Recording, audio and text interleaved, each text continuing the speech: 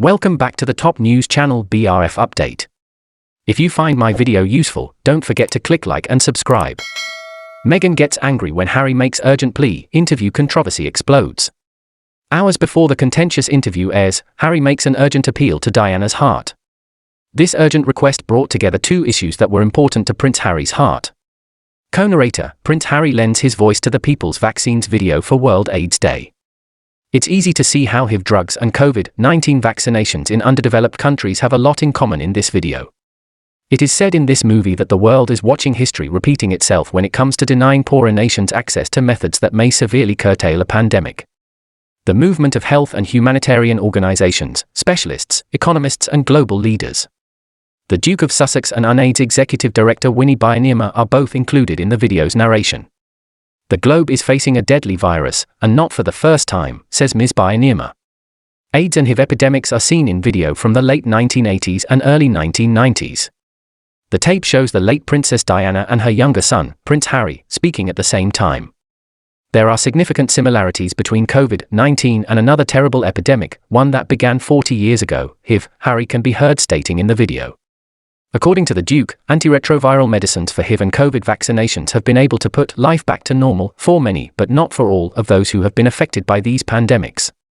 This is a narrative about how corporate greed and government ineptitude have extended both pandemics and what we can do to stop it, he continues. Only 6% of Africa's population has been completely immunized against COVID, despite the fact that several wealthy nations are currently administering booster shots to their citizens.